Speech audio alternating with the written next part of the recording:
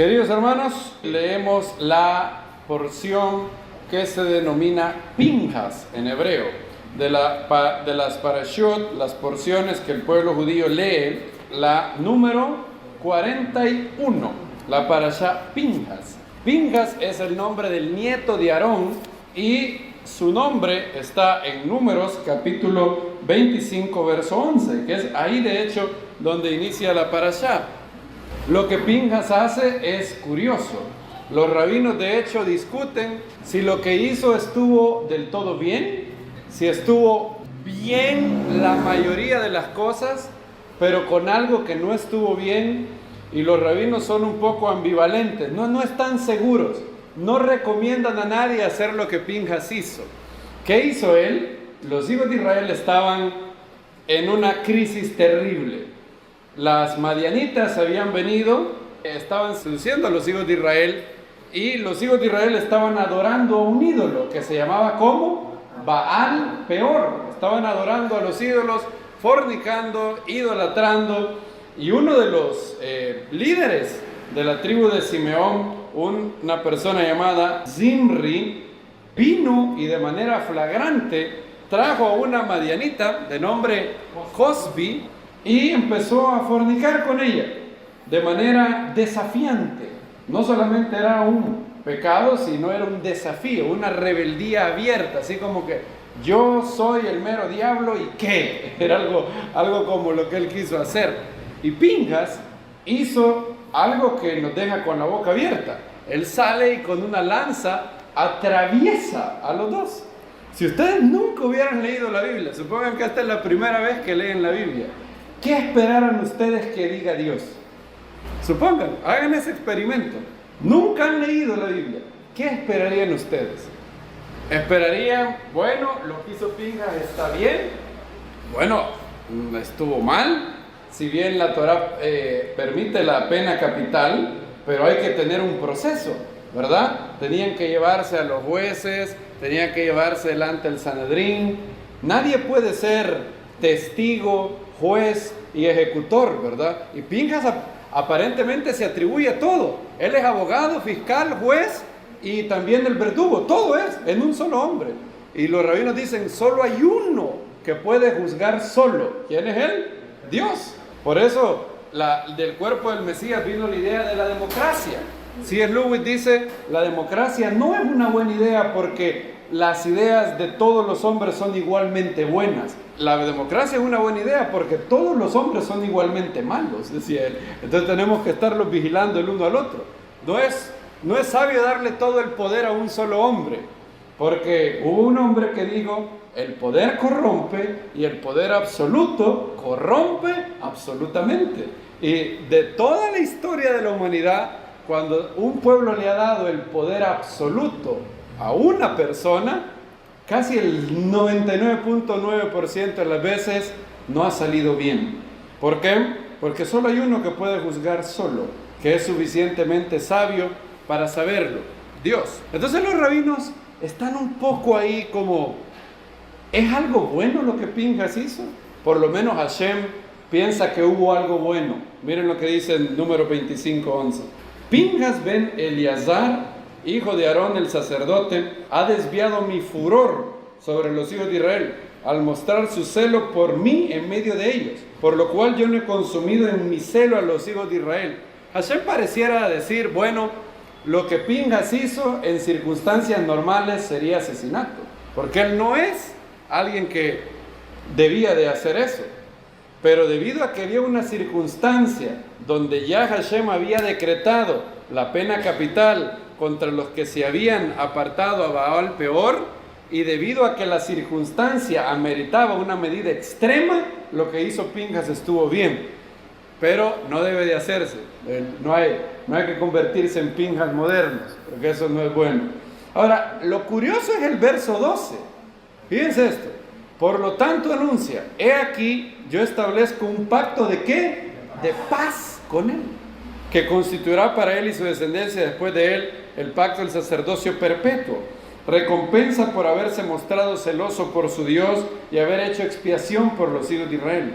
Imagínense, Hashem está diciendo casi que a Pinjas hay que darle el premio Nobel de la Paz. ¿Ustedes no les sorprende eso? Si no les sorprende es porque lo hemos leído tantas veces que ya no nos sorprende. Pero imagínense que una persona que atravesó con una lanza a 2 seres humanos, ustedes le dieron el premio Nobel de la Paz a ese hombre. Nadie en su sano juicio lo hiciera.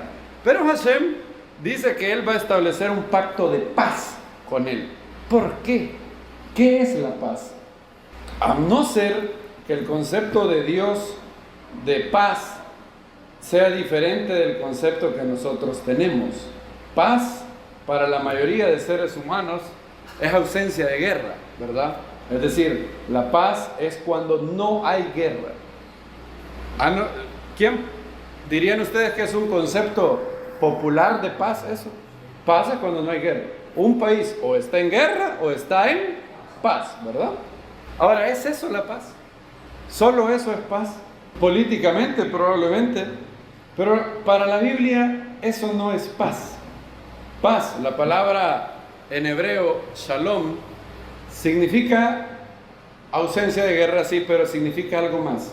La palabra shalom, con su relación con shalem, significa estar completos, significa reposo en el ser, reposo en nuestro espíritu. Eso es paz. Paz es reposo en el ser humano. Y hoy estuvimos viendo que el pecado capital de la ira, el pecado de la ira, no la emoción de la ira, que dijimos que es distinto. Alguien puede airarse pero no pecar. La emoción de la ira, cuando está dentro del parámetro de Dios, no hay nada malo con eso. Yeshua se enojó y no pecó nunca. Pero el pecado de la ira es contrario a 2 bienaventuranzas. La ira es contraria a la mansedumbre, dijimos, ¿verdad? La ira quiere hacer el daño a otros. La mansedumbre es no querer hacer daño a otros. Y Yeshua dijo, dichosos los mansos, porque ellos ¿qué? Heredarán la tierra. Pero también la ira es contraria a otra de las bienaventuranzas, que está ilustrada en esta parashá también. Mateo capítulo 5, verso 9. Cuando lo tengan me dicen amén. Dice, bienaventurados los pacificadores, o los que procuran la paz, porque ellos serán llamados, ¿qué? Hijos de Dios. No significa que los que hacen la paz se convierten en hijos de Dios, sino que los que procuran la paz, el mundo reconoce en el hecho de que ellos procuran la paz, que son hijos de Dios. La Biblia dice que son dichosos los que procuran la paz, no los pacifistas. Yo no soy pacifista. ¿Ustedes son pacifistas? Yo no. Un pacifista, cuando Adolfo Hitler se levantó, un pacifista hubiera dicho, no peleamos con Hitler, pobrecito. Yo no soy pacifista. Yo apoyaría a Churchill. Gracias a Churchill, de hecho, todos nosotros estamos aquí, en la esfera humana. Si la Alemania nazi ganaba, todos los que aquí no somos muy arios, que digamos, según la raza perfecta que Hitler quería construir, si la Alemania nazi ganaba, la Alemania nazi hubiera eliminado a todos los no arios. Fue pacifista David cuando Goliat llegó. ¿Qué hizo David? Puso la otra mejilla. Cuando el Mesías venga, yo me acuerdo un cántico que había en la iglesia católica que decía así: dichoso el hombre que no usa la violencia, será llamado hijo de Dios. ¿Oyeron alguna vez ese cántico usted? Será llamado hijo de Dios. Dichoso el hombre que no usa la violencia. ¿Qué opinan? ¿Están de acuerdo con eso? Sí, ¿verdad? Normalmente nadie quiere usar la violencia. ¿Por qué David la usó entonces? Es más, cuando venga el Mesías, ¿usará violencia? ¿Han leído el libro de Apocalipsis? Dice que gobernará las naciones ¿con qué? Con vara de hierro. Yo no sé usted, pero no me parece muy pacifista que digamos. La Biblia no prohíbe todo uso de violencia, todo uso de fuerza. Es más, ya dijimos, la Biblia permite la defensa propia, ¿verdad? Está claramente en Éxodo capítulo 22. Si un ladrón se mete, el padre de familia tiene el derecho de resistirlo y darle un par de exhortadas en el nombre del Señor. Una exhortada con puño cerrado, para que deje a la familia. Entonces, la Biblia no es pacifista en lo absoluto como los testigos de Jehová, pero sí la Biblia dice que hay que procurar la paz. Miren lo que dice Romanos capítulo 14. Por eso la Biblia no está en contra de toda guerra. Cuando Abraham oye que Lot ha sido apresado, ¿qué hace? Va, toma hombres y va a pelear contra los reyes. Por eso, si la Alemania nazi ataca, la Alemania nazi hizo una agresión a Polonia, dando inicio a la Segunda Guerra Mundial, y luego Hitler iba conquistando nación por nación. Finlandia, Noruega, Francia, y iba con Bélgica, iba conquistando, hasta que se encontró a un hombre en Gran Bretaña, que fue el artífice de haberlo parado, Winston Churchill. Y la Biblia dice esto en Romanos capítulo 12, 18. ¿Alguien que lo lea, por favor? Si es posible, en lo que dependa de vosotros, procurar la paz con todos los hombres. Fíjense lo que dice, y es la misma palabra, procuran la paz, ¿verdad? Si es posible, en lo que depende de vosotros, procurar la paz con todos los hombres. O sea que algunas veces no depende de ti, ¿verdad? Si alguien viene y se mete a la casa con pistola en mano, bueno, ya ahí no depende de mí estar en paz con él ya, porque él me viene a agredir. La Biblia no está en contra de la legítima defensa. Un padre de familia puede hacer uso de la fuerza física para frenar a un ladrón. Claro que sí, la Biblia lo dice una y otra vez. Ahora, ni pacifismo absoluto, ni militarismo absoluto. Tampoco la Biblia glorifica la violencia.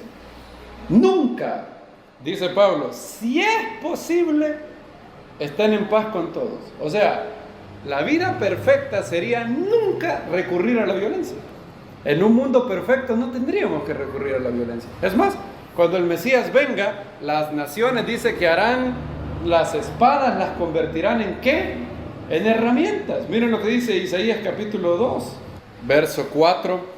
Cuando lo tengan me dicen amén. Un verso que describe la paz que habrá en los días del Mesías. ¿Alguien que lo lea, por favor? Y juzgará entre las naciones y reprenderá a muchos pueblos.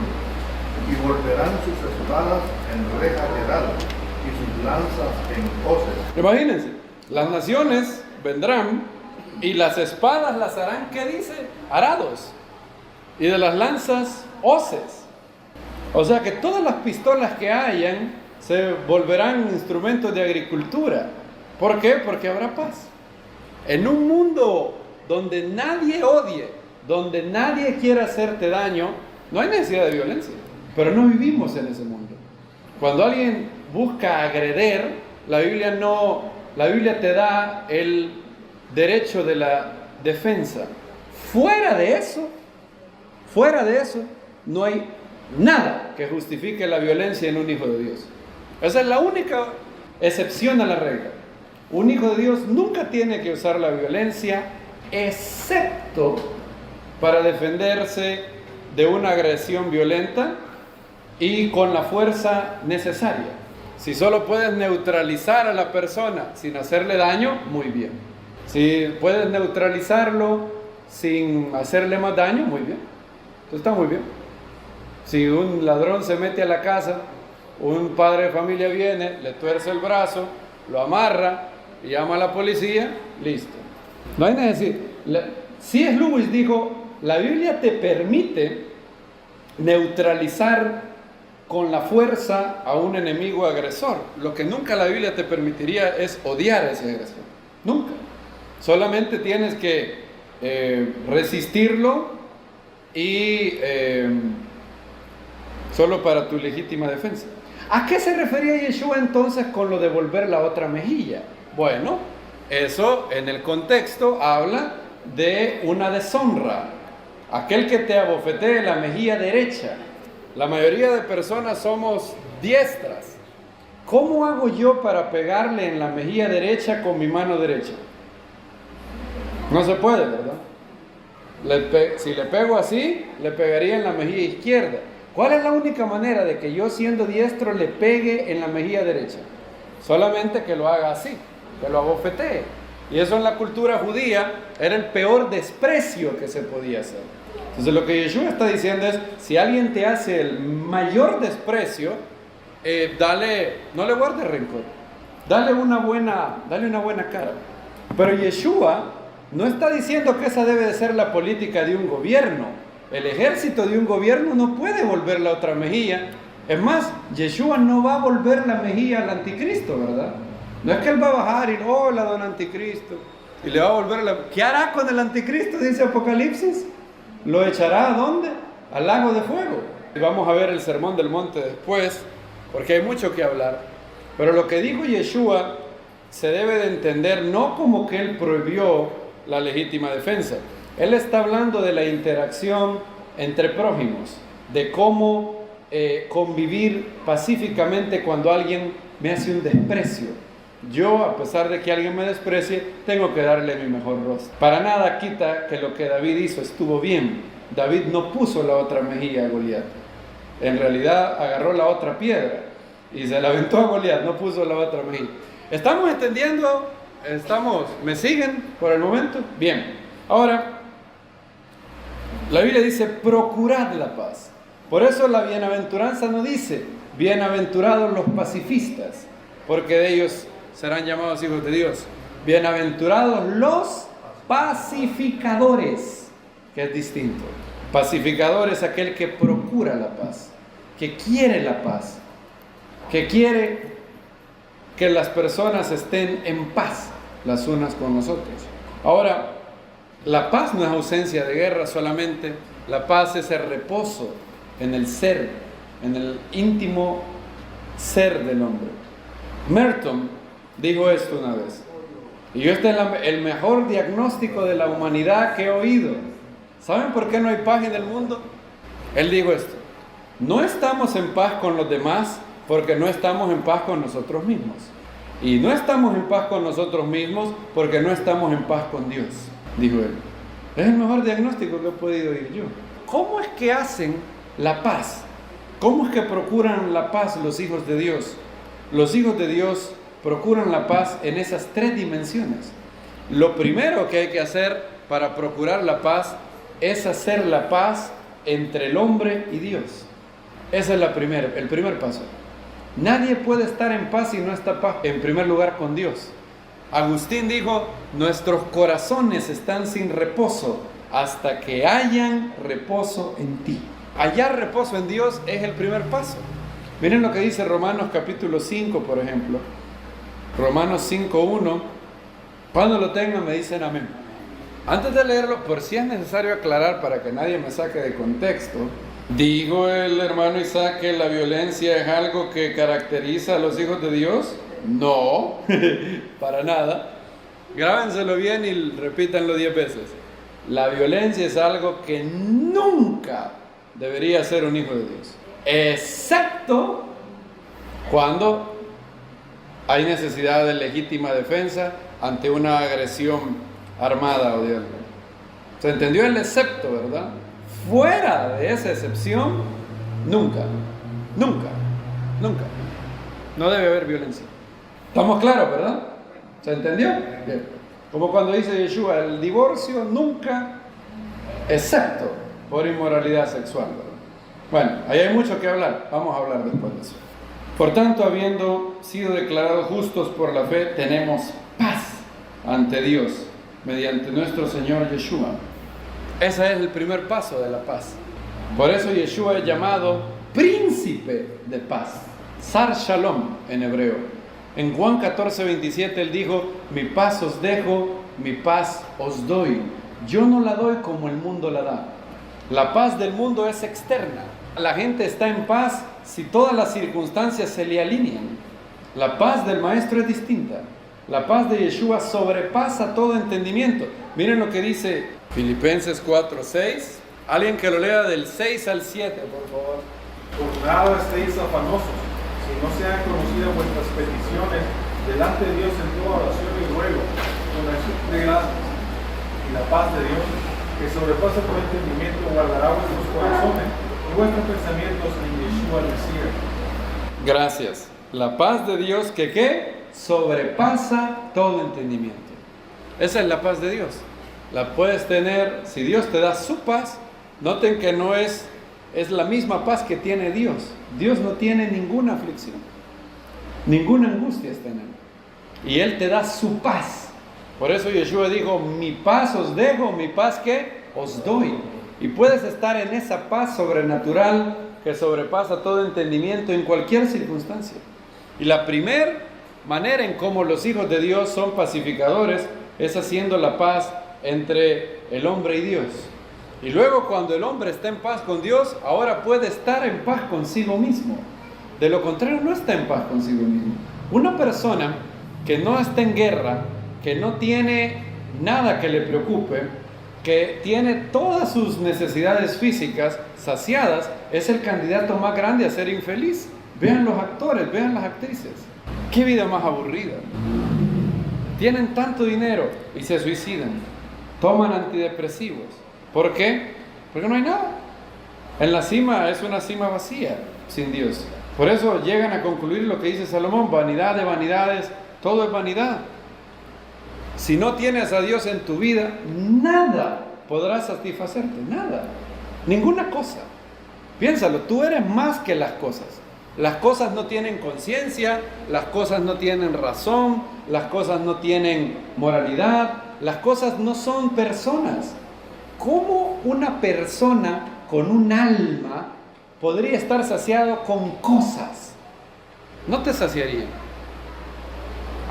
Usted dice eso pero yo si las tuviera así. Toda la humanidad lo ha intentado. ¿Usted cree que usted sería distinto? Si yo tuviera dinero, ¿fuera más feliz? No sería más feliz. Tendrías nuevos problemas. Yo les di hace poco las 5 frases de las personas más ricas de la historia. ¿Se acuerdan? John Rockefeller dijo que había hecho muchos millones y ninguno de ellos le había dado felicidad. John Rockefeller, de hecho, es el hombre, el estadounidense más rico de la historia. Tenía dinero para comprar El Salvador, quizás. Y eso no le dio paz. La paz la da estar en paz con Dios. Saber que entre ti y el cielo has sido justificado, has sido eternamente comprado y que Dios es tu Padre y está por ti. Y porque Él está por mí, Pablo dice que si Dios es por nosotros, ¿quién contra nosotros? Y estoy persuadido de que somos, en estas cosas somos, ¿qué dice Pablo? Más que vencedores. Más que vencedores. Bendito sea el Eterno. Y luego, después de que llegamos a la paz entre el individuo y él mismo, puede haber paz entre el hombre y el hombre. Toda paz que venga únicamente por política va a ser superficial. Solamente los hijos de Dios son los que pueden hacer paz perdurable. Por eso el mundo reconoce a los hijos de Dios cuando hacen la paz. Por eso cuando vemos un Martin Luther King Jr. y lo que logró, todo el mundo sabe que él es hijo de Dios. Porque él logró la paz perdurable. Por lo menos en el sentido de no tener esas leyes con segregación que había en Estados Unidos. ¿Quién fue el que abolió la esclavitud en Inglaterra? Wilberforce, un creyente en Dios. ¿Quién fue el que influenció a este hombre, Wilberforce, para que aboliera la esclavitud? Un hombre llamado John Wesley, el gran reformador. ¿Saben por qué? Ellos se dieron cuenta que era imposible, no era moralmente aceptable que un hombre pudiera esclavizar a otros, que los hombres eran preciosos en sí mismos y que cada uno tenía el don de la libertad, que bajo ningún concepto se podía esclavizar a alguien. Y Wilberforce tuvo que pelear contra toda Inglaterra para cesar el tráfico de esclavos del continente africano. Luego Lincoln, inspirado en la historia de Moisés, lo hizo en Estados Unidos. ¿Ven cómo se cumple esa bienaventuranza? Dichosos los pacificadores, porque ellos serán, ¿qué? Llamados hijos de Dios. ¿Quieres ser llamado hijo de Dios? Hay que buscar la paz, hay que procurarla. Y eso se hace llevando a todos la esperanza de la Biblia, la esperanza de Dios. Hay una oración famosa hoy. En el siglo XX apareció por primera vez en Francia y apareció por primera vez en 1912. Nadie sabe quién escribió la oración, pero era una oración tan bonita. Surgió de hecho en el protestantismo francés. La versión original está en francés, pero se fue rápido a Italia y en Italia le llamaron la preghiera semplice. Hubo un italiano que tenía una vela a San Francisco de Asís y le puso en el vaso la oración y le llamó la oración a San Francisco de Asís.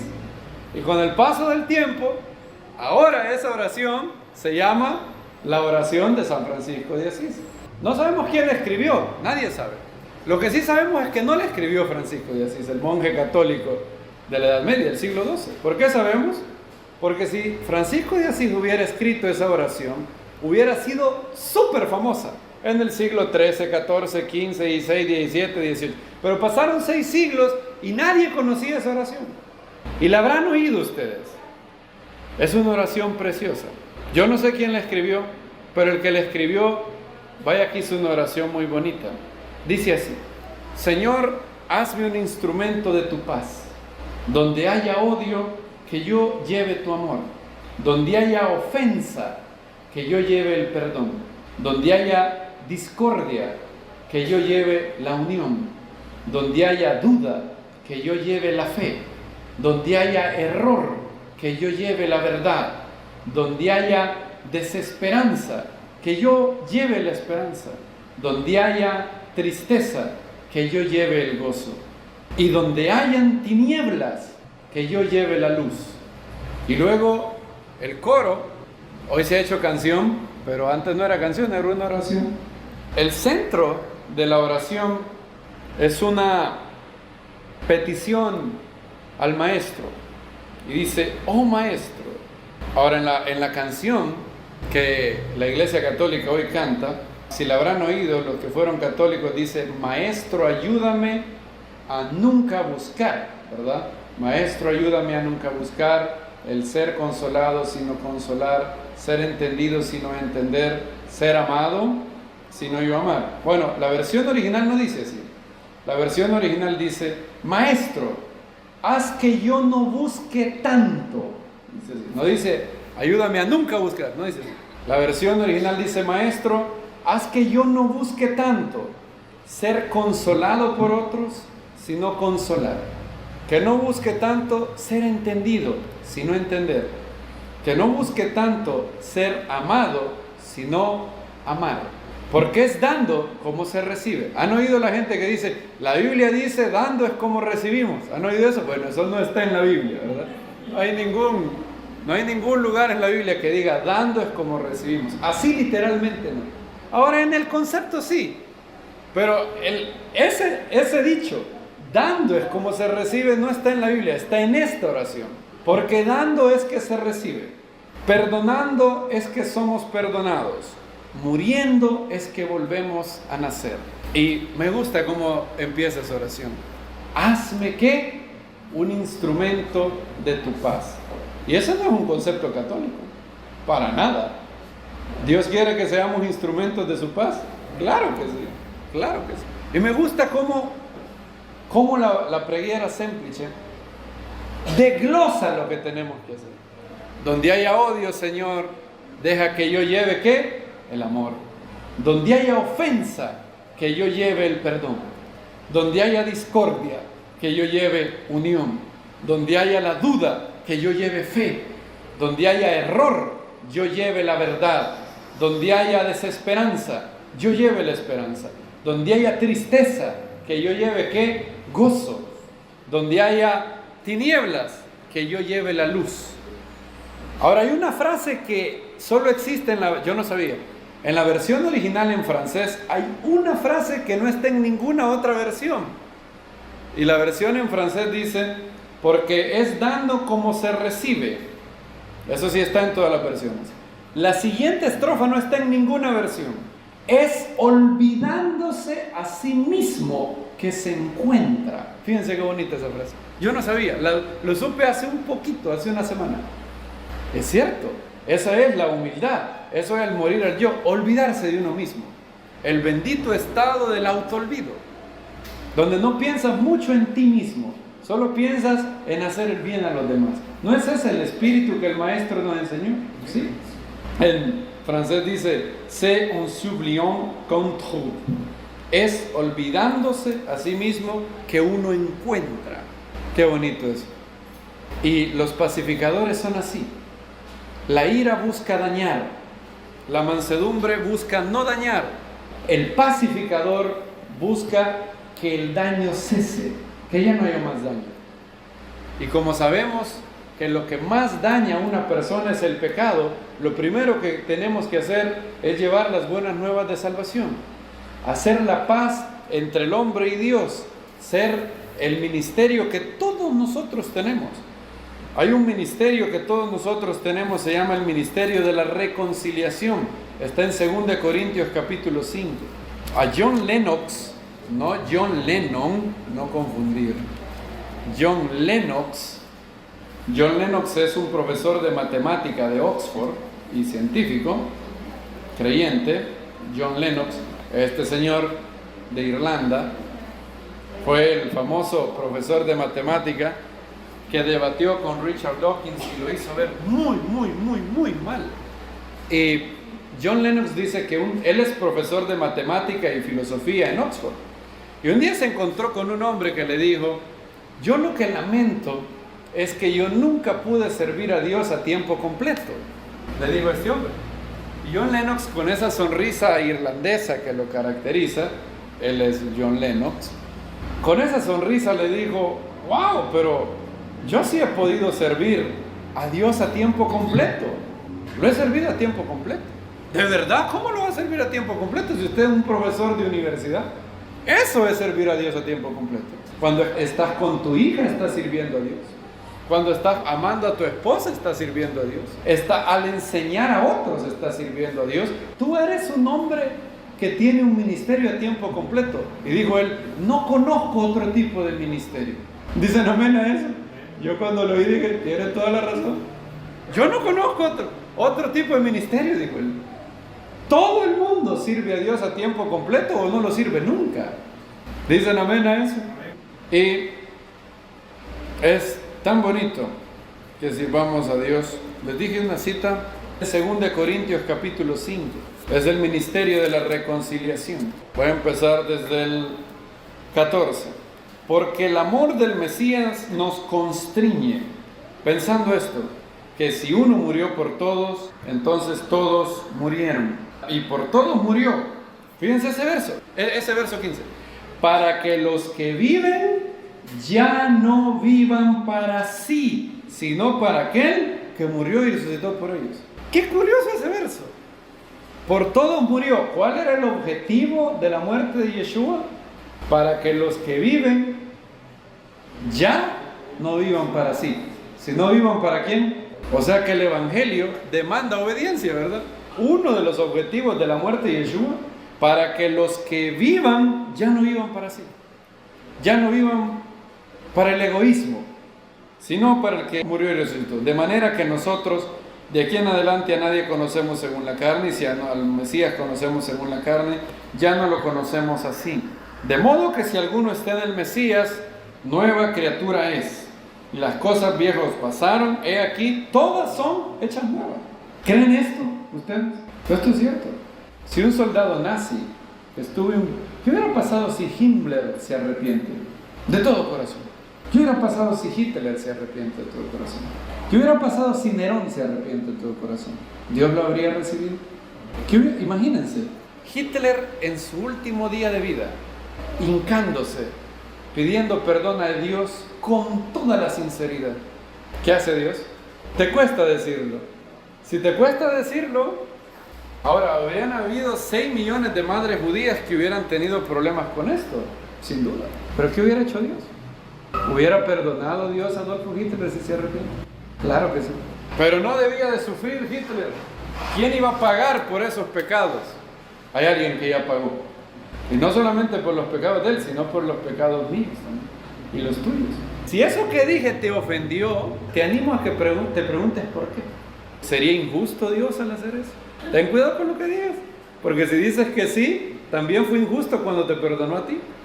De modo que si alguno está en el Mesías, ¿qué dice? Nueva criatura es. Las cosas viejas pasaron. Alguien murió por esos pecados. Si tú dices, eso se ve muy fácil, yo me voy a encargar de que si alguien pecó contra mí me las pague. Bueno, Dios te tratará así también. Dios dice, amén. Sea contigo también así. Esa es la parábola de los dos deudores, ¿se acuerdan? El rey le perdonó una suma horrible de dinero. Claro, es bien poco probable que Adolfo Hitler se haya arrepentido. El gran problema del pecado es que endurece el corazón. Entonces, entre más pecas, es más difícil arrepentirse. Porque pecas y pecas y el corazón se hace más duro, más duro, más duro, más duro, más duro. Entonces, la gente se condena porque llega un punto en donde ya no pueden arrepentirse, porque su corazón se endureció. Entonces, no estoy tan optimista de que los grandes tiranos de la historia se hayan arrepentido. Lo más seguro es que no. Pero yo estoy hablando de un experimento mental. ¿Qué hubiera pasado si Adolfo Hitler se arrepiente de todo corazón? ¿Dios lo perdona? Claro que sí. Claro que sí. Y todo esto proviene de Dios. Aquí está la clave. Todo esto proviene de Dios, quien nos reconcilió consigo mismo por el Mesías y nos confió, ¿qué dice? El ministerio de la reconciliación. ¿Cuál es el ministerio de la reconciliación? Decirle a la humanidad esto, que Dios estaba en el Mesías.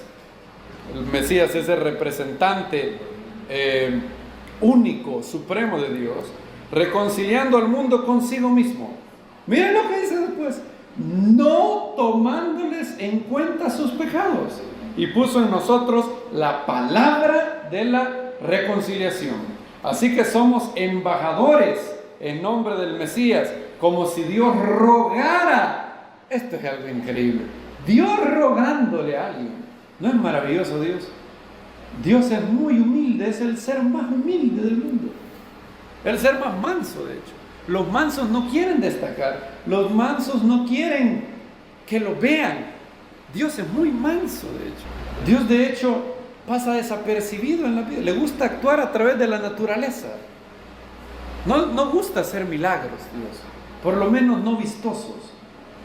Él podría todos los días poner un ángel con espada desenvainada, todos los días a las 6 de la mañana, hijos de los hombres, teman a Dios o les irá mal. Y no lo hace. Dios es tan manso, tan humilde. Le gusta pasar desapercibido para que solo los que quieran encontrarlo puedan ver. El que busca, ¿qué dijo Yeshua? Haya. Dios ha dado un mundo donde hay suficiente luz para los que quieran amarle, pero no suficiente luz para los que quieran darle la espalda. Porque Él respeta el libre, ¿qué? El libre albedrío. Y vean el verso 21 cómo Pablo corona al ministerio de la reconciliación: al que no conoció pecado, por nosotros lo hizo pecado, para que nosotros llegáramos a ser justicia de Dios en él. Hay un hombre que se llamaba Jeffrey Dahmer. ¿Alguien sabe quién es Jeffrey Dahmer? ¿Quiénes saben quién es Jeffrey Dahmer? ¿Quiénes sabían quién era Jeffrey Dahmer antes de Netflix? ¿Tú también? Bien. ¿Por qué? ¿Leíste? Bien. Jeffrey Dahmer era un caníbal. Comía hombres, de hecho. ¿Y saben que en la cárcel alguien le pasó una Biblia y el hombre se arrepintió de todo corazón? Yo lo leí en el libro Con razón lo llaman El Salvador, de Max Lucado. La gracia de Dios es tan grande. Puede hacer que el hombre más negro le diga: venid luego y razonemos. Si vuestros pecados fueran, ¿qué? Serán como ¿qué? Como blanca lana. John Newman era un hombre que traficaba con esclavos. Él traficaba con esclavos. Él vendía a los africanos como si fueran asnos. Traficaba con seres humanos. Y un día, en un barco, él se sintió tan miserable que, abriendo la Biblia, dijo: Dios, si esto es tu palabra, ayúdame, quiero cambiar. Y ese hombre cambió, y hubo un cambio radical en su vida. Pasó de ser el hombre que vendía esclavos a uno de los primeros abolicionistas en Inglaterra. Él empezó a luchar para cesar el tráfico de esclavos. Y un día escribió una canción que se llama Amazing Grace, maravillosa gracia. Y el el coro dice, Amazing Grace, how sweet the sound, oh maravillosa gracia, qué dulce el sonido que salvó a un miserable como yo. Amazing Grace, how sweet the sound, who saved a wretch like me. Y ese himno quizás es el himno más famoso en inglés. Yo estaba perdido, antes estaba ciego, dice John Newman en Amazing Grace, pero ahora ¿qué? Ahora veo. Un día, ¿se acuerdan que yo les hablé de Churchill? Churchill estaba pasando por una gran depresión. Él luchó con depresión varias veces de su vida. El gran primer ministro británico que venció a Hitler. Y un día oyó de un norteamericano un poco curioso. Este norteamericano había llegado a Inglaterra y él oyó hablar de este norteamericano y lo invitó a reunirse con él en el palacio. El norteamericano era un joven curioso. Había algo en él raro, decía. Churchill era una persona que hablaba muy bonito. Churchill tenía la capacidad de inspirar. Él inspiró a todo un país. Pero ese norteamericano tenía algo que Churchill decía, ¿qué hay en ese hombre? Y lo invitó al palacio. Un joven de Carolina del Norte entró a ese palacio y se sentó con el primer ministro británico. Churchill le dijo, wow, me atrevería a decir que si hubiera traído a Marilyn Monroe aquí, a Inglaterra, y me voy juntos, ella y yo, en Wembley, no llenamos ese estadio. ¿Qué es lo que usted tiene? Le dijo al norteamericano. ¿Qué es lo que usted tiene que le permitió llenar el estadio de Wembley? Le dijo a un joven Billy Graham. Billy Graham, que estaba ahí, siendo el cumplimiento de ese salmo que dice que él levanta al humilde y lo hace sentar con los nobles del pueblo. El hijo de un lechero de Carolina del Norte estaba sentado con el primer ministro británico. Y un joven Billy Graham, con un Nuevo Testamento en la mano, le dijo, oh, I think it's the gospel of Christ. Cuando él le preguntó, ¿qué tiene usted que hace que se llenen los estadios? Billy Graham le dijo, creo que es el evangelio de Cristo. Y le dijo Churchill, le quiero decir algo, reverendo. Yo no veo esperanza para el mundo. Es más, yo soy un hombre sin esperanza. Dijo Churchill, pasando por depresión. Y le hizo una pregunta al joven Billy Graham. ¿Tiene usted alguna esperanza que me pueda dar? Y Billy Graham le dijo, señor primer ministro, ¿está usted sin esperanza sobre la salvación de su alma? Churchill le contestó, francamente he estado pensando mucho sobre eso.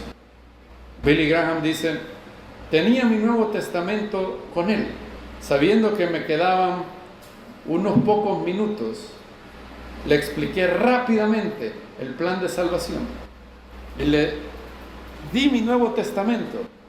Los de la guardia llegaron, recuerden, los británicos son esclavos del tiempo, ¿verdad? Los italianos, los franceses, los españoles, las reuniones a las 9, llega a las 9:30 sin problema. Ahora ya entienden de dónde salimos nosotros, ¿verdad? De hecho, en Francia, ustedes saben que hay 15 minutes de politesse, los 15 minutos de cortesía. ¿Saben qué es eso? Que si yo lo invito a las 9, es mala educación llegar antes de las 9:15. Entonces, si yo le digo, a las 9 nos vemos, usted tiene que llegar de las 9:15 para allá. Porque si llega a las 9 en punto, lo ven mal. En cambio, los británicos es todo lo contrario. Los británicos es a las 9. ¿A qué horas tiene que estar usted? A las 9 tiene que estar. Y llegó la guardia a decirle al joven Billy Graham que era hora de irse. Churchill lo detuvo y le dijo, reverendo Graham, sígame contando sobre esa esperanza que usted tiene. La esperanza que tenía Billy Graham es la misma esperanza que tenemos nosotros. Y el primer ministro de Inglaterra que detuvo a Hitler paró la guardia para decirle, Cuénteme un poco más de esa esperanza que tiene usted.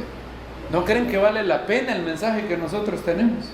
¿No creen que vale la pena el evangelio de la gracia de Dios? Claro que vale la pena. Esa es la paz que hay que ofrecerle al mundo.